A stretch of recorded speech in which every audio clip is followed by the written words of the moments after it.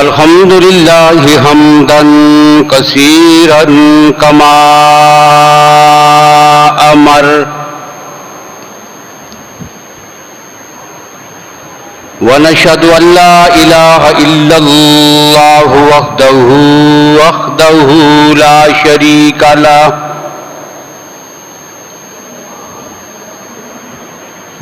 شريك له في الخلق والأمر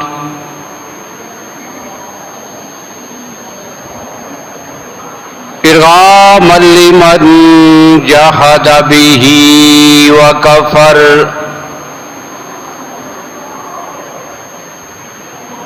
ونشهد أن سيدنا وسندنا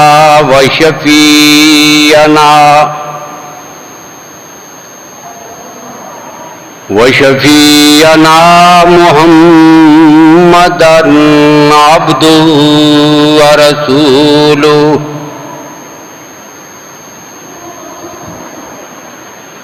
أما بعد فأعوذ بالله من الشيطان الرجيم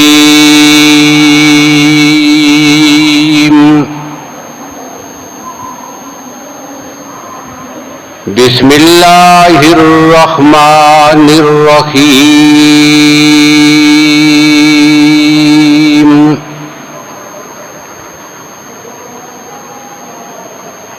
وما أرسلنا من رسول إلا ليطاع بإذن الله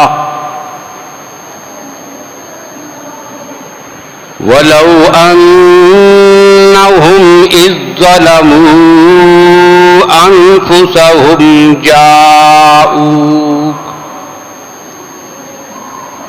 جاءوك فاستغفروا الله واستغفر لهم الرسول لوجدوا الله توابا رحيما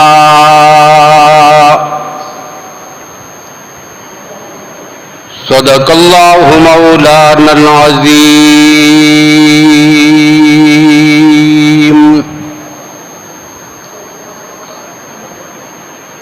اللهم صل على محمد وعلى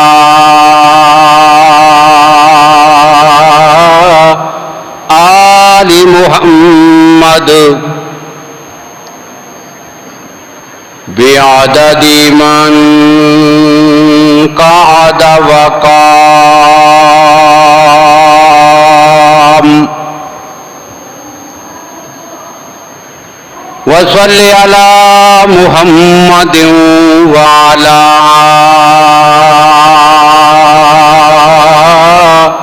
آل محمد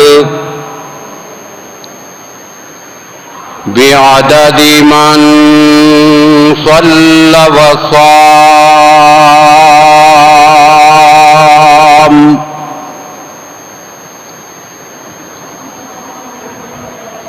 قابل صد احترام بزرگوں، بھائیوں، عزیز دوستوں،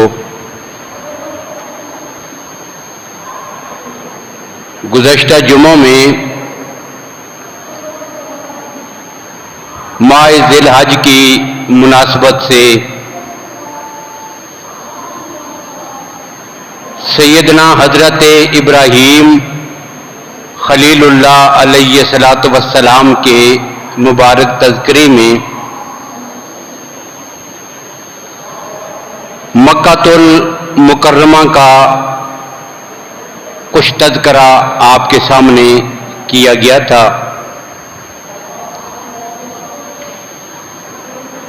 اور اسلام کے 5 ارکان میں سے ایک رکن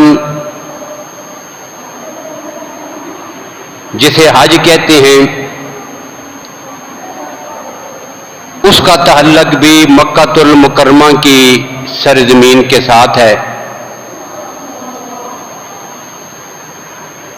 اس لیے اب میں نے یہ ضروری سمجھا ہے کہ اللہ کے حرم کے تذکرے کے بعد حج کی ادائیگی کے ذکر کے بعد اگلی جو منزل ہے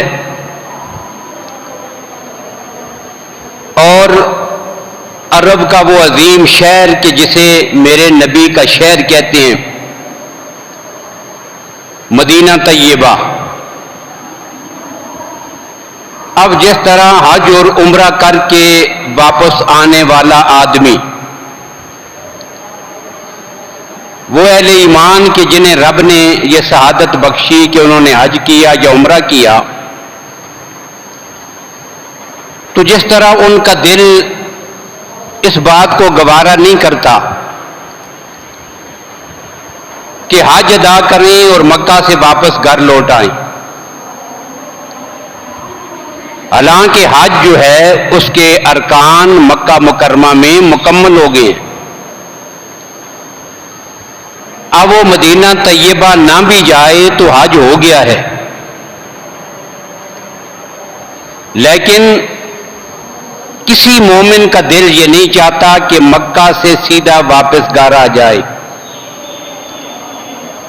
لازماً اس سفر میں آغاز میں یا انتہا میں وہ نبی کے شہر میں آپ کے ہاں حاضری ضرور دے گا. تو جس طرح ایک مومن کا دل مکہ سے سیدھا واپس گھر آنے کو نہیں چاہتا، بالکل اسی طرح میری طبیعت بھی بالکل یہ نہیں چاہتی کہ ذکر ہو مکہ کا تو بات مدینہ کی نہ ہو. تو آج کی گفتگو میں ہم نے اسی چیز کو سامنے رکھ کر اپنے نبی کے شہر مدینہ الرسول مدینہ طیبہ اس کا تذکرہ آپ کے سامنے اختصار کے ساتھ کرنا ہے. اب یہ جو شہر ہے کہ جسے مدینہ منورہ کہتے ہیں، آقا علیہ الصلوۃ والسلام کی ہجرت سے پہلے اس کا نام مدینہ نہیں تھا، بلکہ اس کا نام یثرب تھا. آج بھی ہمارے بہت سارے نعت خوان بھی اور گانے والے قوال بھی اس کا وہی پرانا نام یثرب بھی کہیں کہیں پہ استعمال کرتے رہتے ہیں. وہ مشہور قوالی شاید آپ نے سنی ہے، لازماً کبھی اس کو نعتیہ انداز میں پڑھتے ہیں، کبھی ساز و باجے ساتھ ہوتے ہیں. شاہ مدینہ اور اگلا لفظ استعمال کرتے ہیں یثرب کے والی. شاہ مدینہ یثرب کے والی. تو یثرب جو ہے یہ مدینہ طیبہ کا پرانا نام ہے. اب یہ وضاحت میں نے اس وجہ سے بھی تفصیلاً کی ہے کہ یثرب کا معنی بیماری ہے. اس شہر کو یثرب اس وجہ سے کہتے تھے کہ اس کی آب و ہوا ٹھیک نہیں تھی،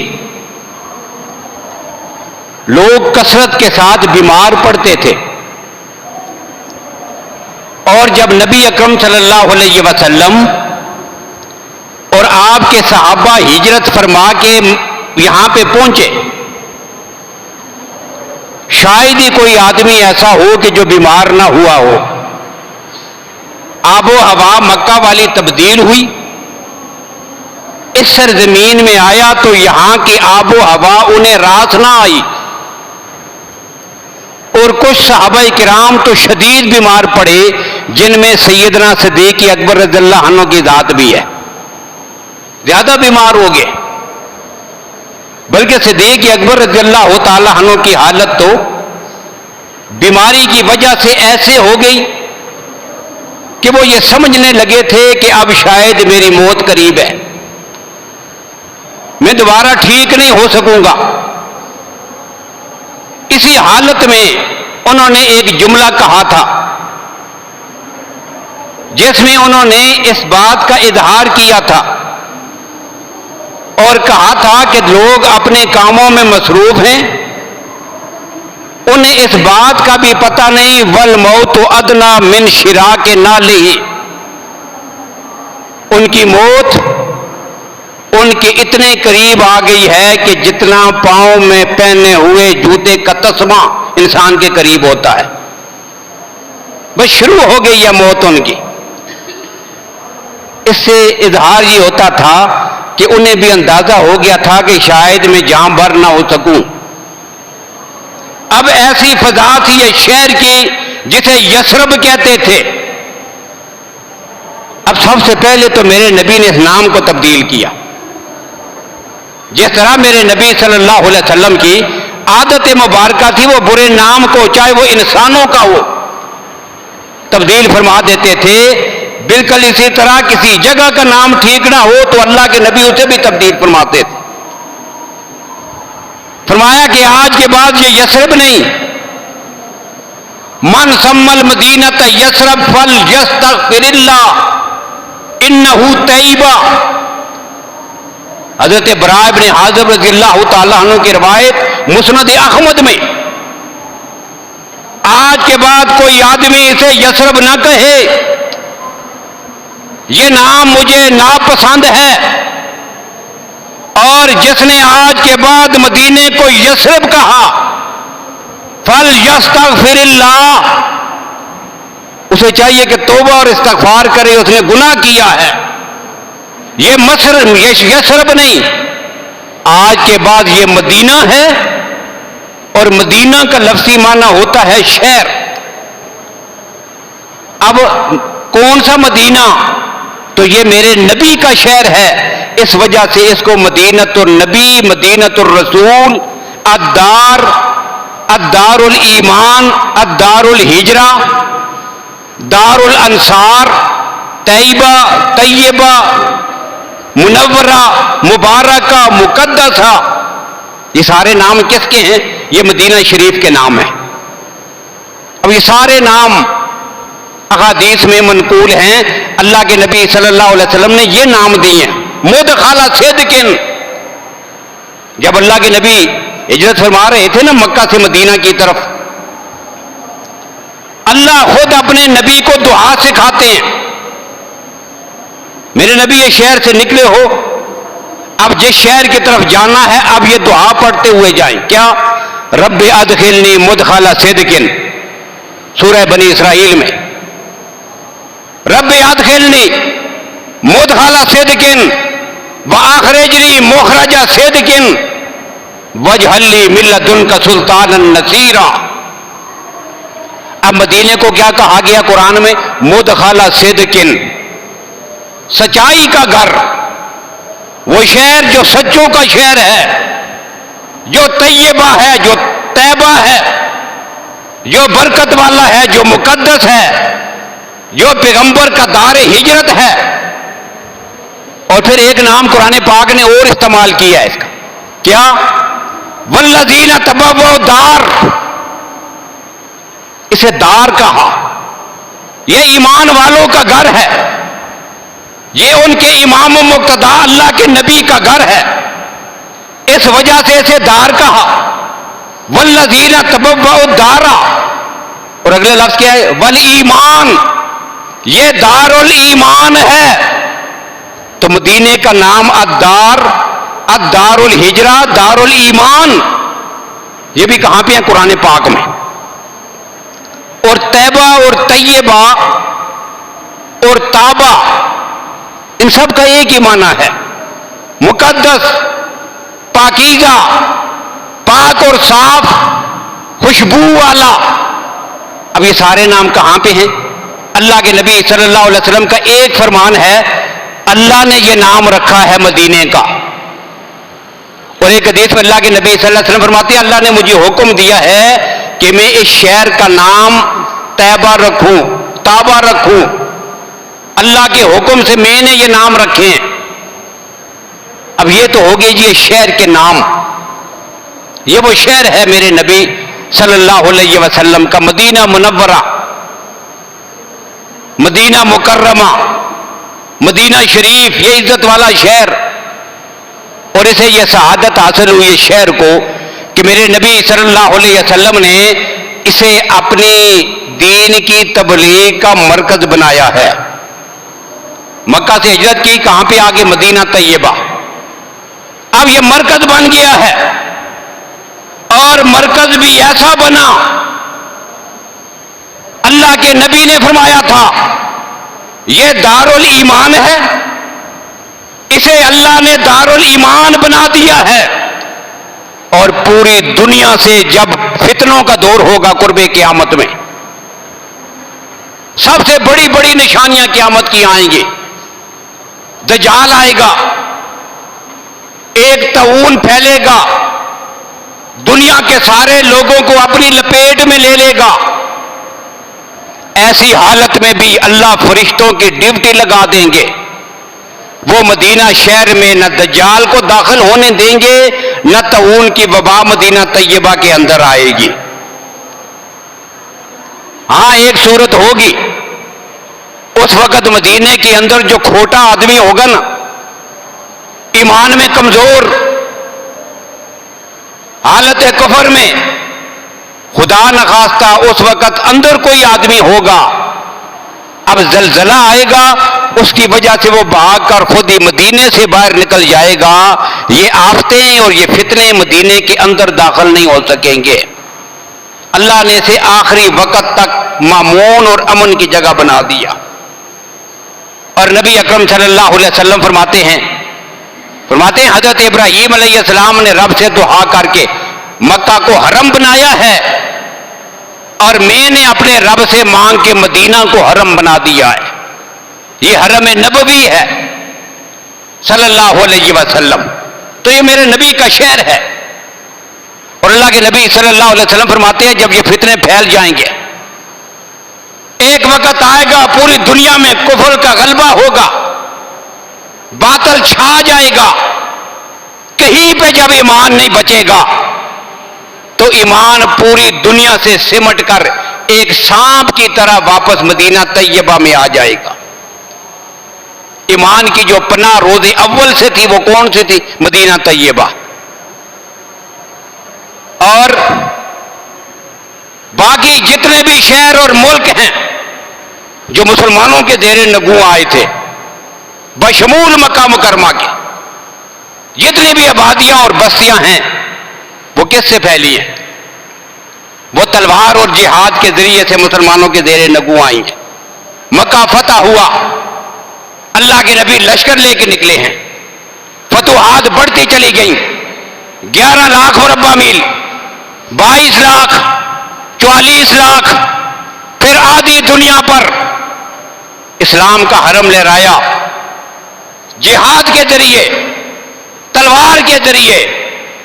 اور مدینہ طیبہ اللہ کے نبی خود حدیث میں فرماتے ہیں لوگوں ساری دنیا کے ہلا کے تلوار کے ذریعے فتح ہوئے ہیں، اور مدینہ طیبہ نبی کی رحمت کے اور پیار کے ذریعے فتح ہوا ہے. پہلے جا کر مدینہ کے لوگوں نے پہلے جا کر اللہ کے نبی کے ہاتھ پہ بیعت کی تھی. آپ تشریف لے آئیے. جہاد اور جنگ کے ذریعے مدینہ فتح نہیں ہوا، یہ عقیدت اور محبت کی فتح تھی کہ میرے نبی کے وہ انصار بنے ہیں اور اللہ کے نبی ہجرت فرما کے شہر مدینہ طیبہ میں آئے. یہ شہر ہے میرے نبی کا مدینہ طیبہ. اور یہ وہ شہر ہے کہ شہر کو اللہ نے پھر اور عظمت عطا کی، ایک ایک چیز عظمت والی. یہ وہ شہر تھا کہ جس کے بارے میں اللہ کے نبی نے فرمایا تھا صلی اللہ علیہ وسلم، ایک آدمی کا انتقال ہوا، قبر کھودی جا رہی تھی. مدینہ طیبہ میں کسی آدمی کی قبر کھودی جا رہی ہے، اللہ کے نبی وہاں پہ موجود ہے، اور وہاں پہ آپ نے یہ جملہ ارشاد فرمایا تھا کہ پوری روئے زمین پر ما علی الارض بقعۃ احب الی ان یکون قبری فیہا الا المدینہ. پوری روئے زمین پر کوئی زمین کا ٹکڑا ایسا نہیں کہ جہاں کے بارے میں میری سب سے زیادہ چاہت اور تمنا نہ ہو کہ اللہ کرے میری قبر اسی زمین میں بنے یہ شہادت اگر کسی زمین کو ملی ہے تو وہ مدینہ طیبہ ہے۔ اللہ کے نبی کیا فرماتے ہیں؟ میرا دل چاہتا ہے، میری تمنا ہے کہ جب میں دنیا سے جاؤں تو مدینہ کے لوگوں پھر میری قبر بھی مدینہ طیبہ میں ہو۔ اس طرح مدینے کے ساتھ اللہ کے نبی نے پیار کا اظہار کیا ہے۔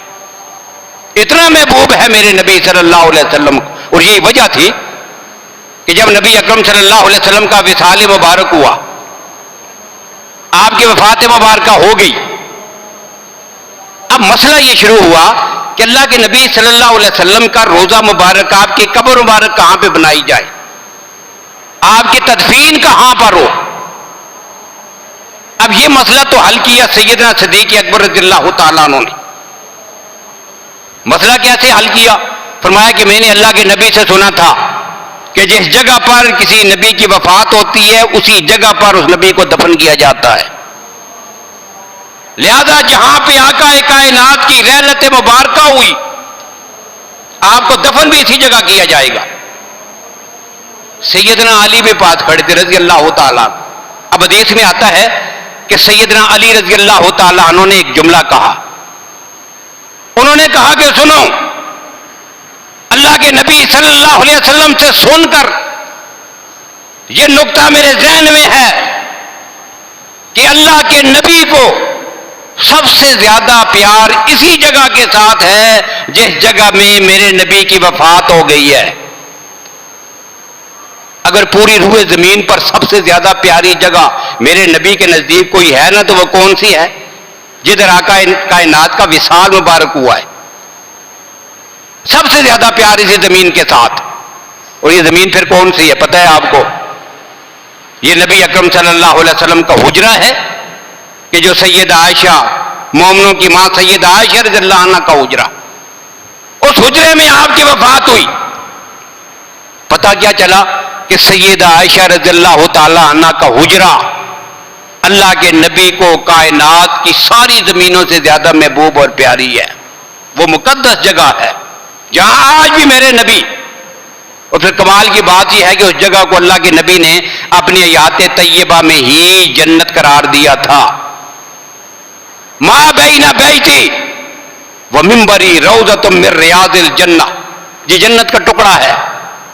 میرے گھر سے لے کر سیدہ عائشہ کے حجرہ، وہاں سے لے کر چلتے ہوئے اپنے قدم مبارک رکھ کر میں جس مصلی پہ آگے کھڑا ہوتا ہوں، ساتھ ممبر رکھا ہے، جس ممبر پہ بیٹھ کر میں صحابہ کو دین سکھاتا ہوں۔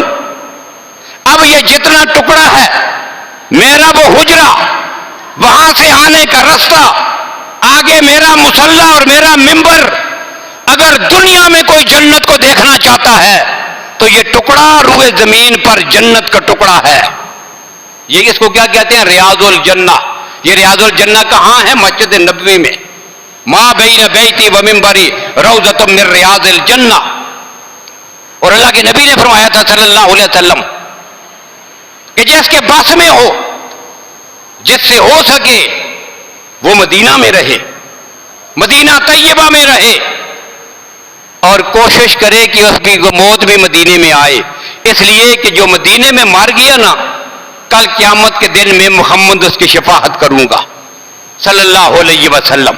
یہ وہ مقدس سرزمین ہے اور یہ وہ جنت کا ٹکڑا ہے۔ امام مالک رحمہ اللہ نے وہ ساری زندگی مدینہ طیبہ سے باہر نہیں نکلتے تھے۔ کیوں؟ کچھ پتہ نہیں زندگی کا، میں شہر سے کسی کام کے لیے باہر نکلوں، ادھر ہی موت باقی ہو جائے، وفات ہو جائے۔ اب مدینے سے باہر جدھر نکلوں گا ادھر ہی لوگ دفن کر دیں گے۔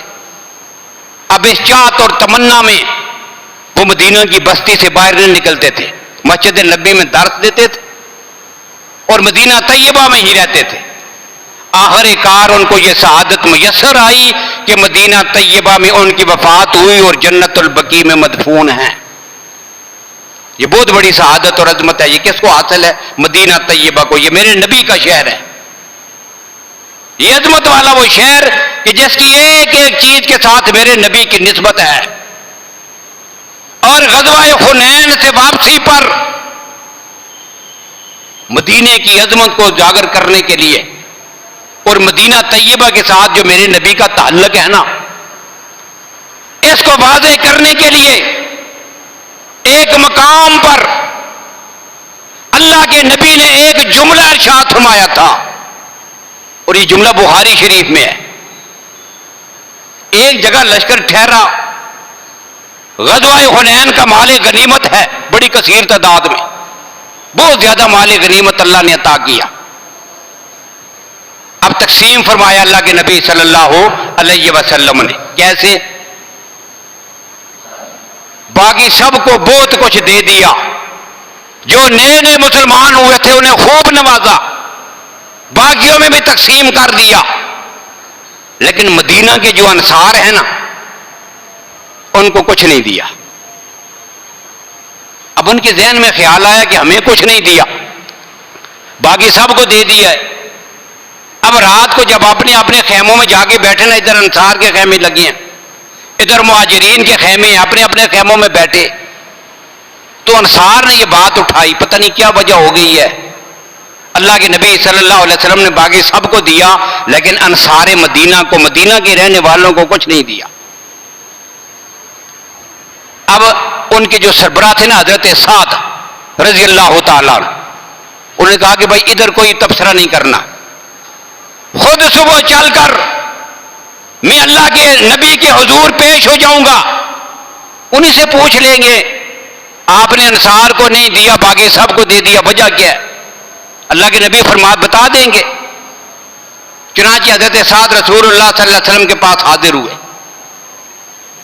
اللہ کے نبی نے فرمایا سعد تمہیں اکیلے میں جواب نہیں دوں گا، جاؤ اپنے سارے انصار کو بلا کر اکٹھا کرو، اللہ کے ان کو اکٹھا بٹھاؤ، میں سب کے سامنے جا کر کوئی بات کہنا چاہتا ہوں۔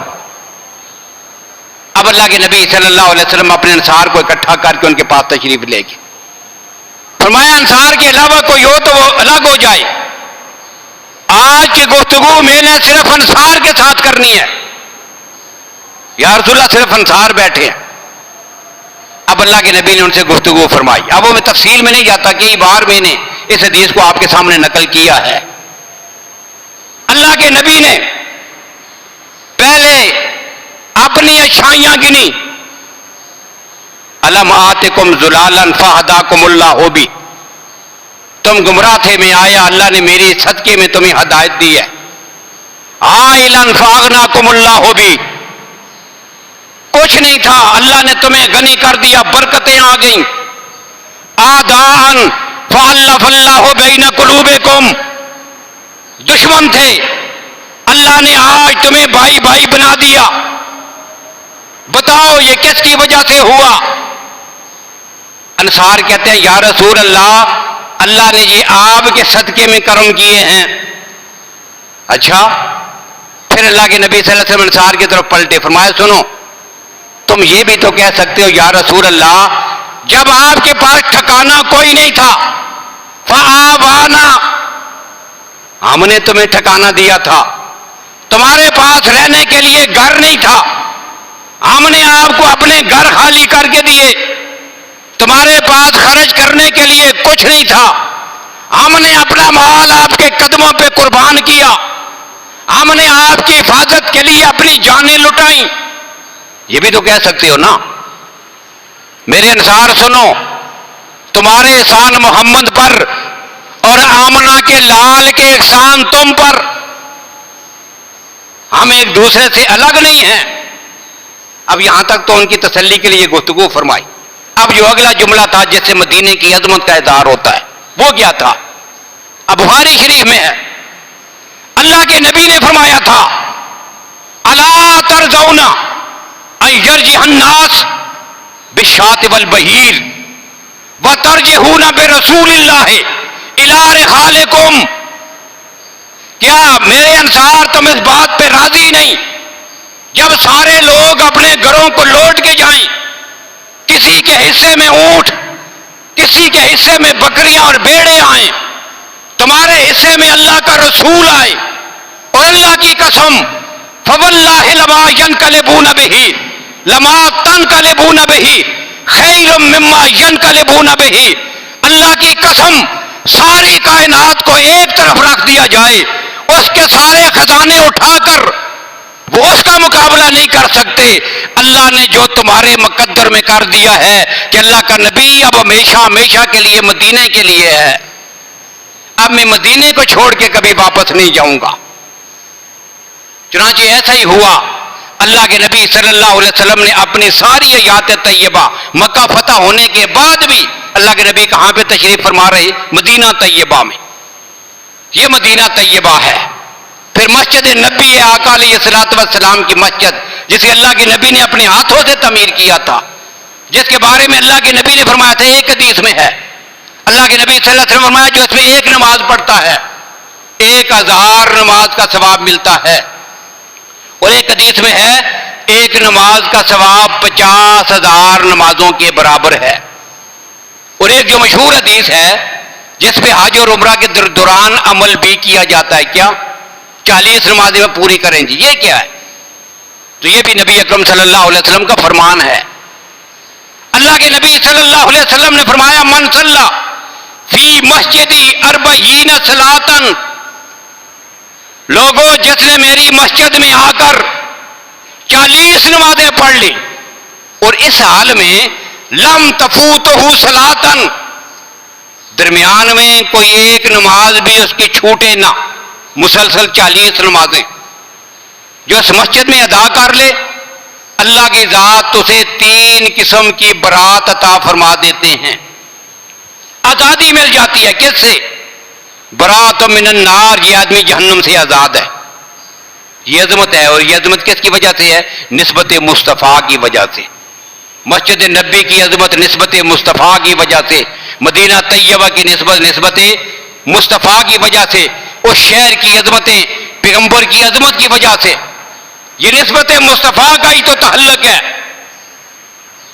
آج 1450 سال گزر گئے ہیں، آپ نے مشاہدہ کیا ہوگا ہمارے کتنے دوست احباب ہیں، کئی لوگ جان پہچان والے ایسے کیا کرتے ہیں، کہتے ہیں جی جب مدینہ طیبہ جاؤ نا تو جنت البقیع سے مٹی اٹھا کے لاتے ہیں، وہاں کی مٹی اٹھا کے کسی شاپر میں تھیلے میں ڈالی واپس لے آتے ہیں۔ کئی لوگوں کی یہاں سے فرمائش ہوتی ہے۔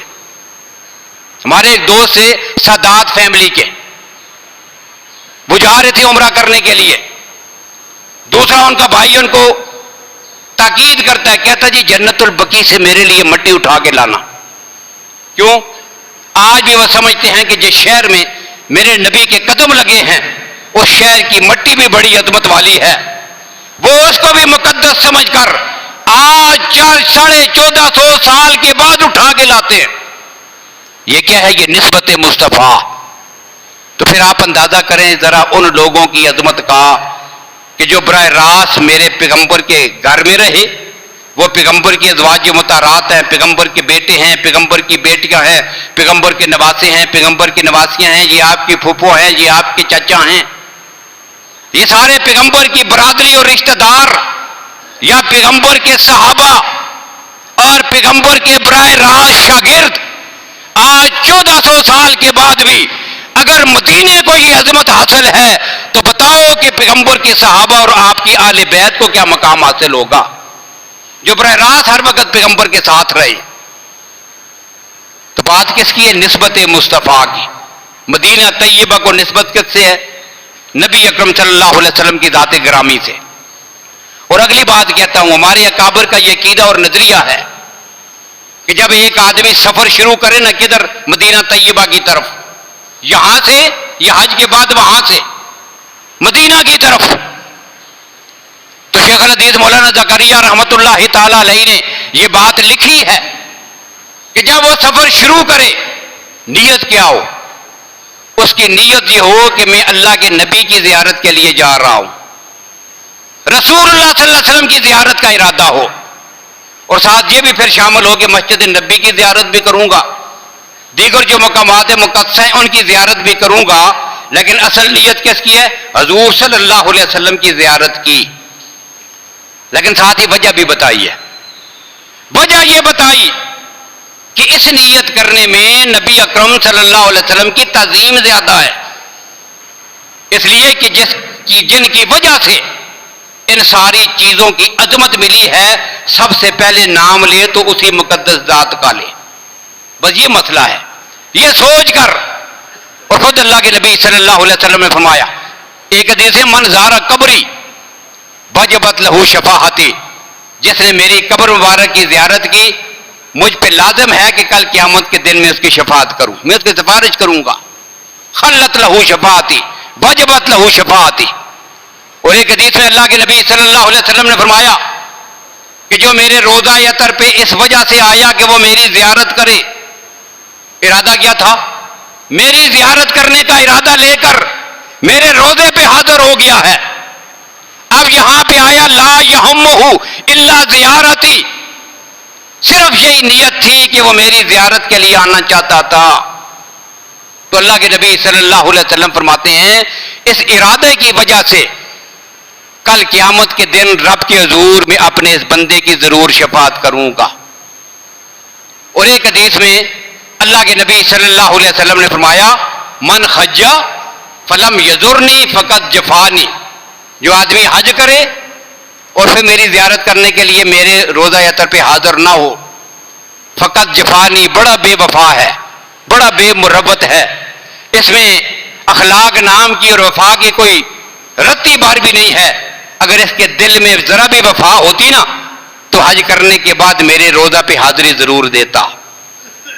اور آخری بات جو کہہ رہا ہوں وہ یہ ہے کہ وہاں پہ جائے تو مسجد نبی میں، اس کے ملحقہ جگہوں میں، بلکہ پورے نبی کے شہر مبارک میں اپنی آواز کو پس رکھے، اونچی آواز سے بولنا، اونچی اونچی گفتگویں کرنا، ان چیزوں کی اجازت نہیں، یہ ادب کے تقاضے کے خلاف ہے۔ اور جب پیغمبر علیہ السلام کے روضہ پہ صلاۃ و سلام پیش فرما چکے تو اس کے بعد وہ جملے کہے کہ جو ایک بدو نے، ایک دیہاتی نے آ کر حضور کے روضے پہ کھڑے ہو کر وہ جملے کہے تھے۔ اب تاریخ کی کتابوں میں، حدیث کی کتابوں میں وہ جملے اس کے موجود ہیں۔ ایک دیہاتی آدمی آیا، ان پڑھ آدمی، دور دراز کے دیہات کا آدمی، حضور کے روضے پہ کھڑا ہوا، صلاۃ و سلام پڑھا، اور پھر جو اس کو بات سمجھ آئی نا اپنے ذہن کے مطابق، اب وہ کہی، اس نے بڑی کمال کی بات کہی۔ اب اس نے کیا کہا؟ کہتا ہے یا اللہ، یہ میں جن کی قبر مبارک پہ کھڑا ہوں یہ آپ کے محبوب ہیں، سب سے زیادہ جس کے ساتھ آپ کو محبت ہے وہ یہ ہے، اور میں آپ کا غلام ہوں، شیطان آپ کا دشمن ہے۔ یہ تینوں باتیں کنفرم ہیں، یہ آپ کے محبوب ہیں، میں آپ کا غلام ہوں، شیطان آپ کا سب سے بڑا دشمن ہے۔ اب اگر آپ میری بخشش کر دیں گے نا تو پھر آپ کے محبوب کا دل خوش ہوگا، پھر میرا بھی کام بن جائے گا، اور آپ کا دشمن اپنے سر پہ مٹی ڈالے گا، اسے بڑی تکلیف ہوگی۔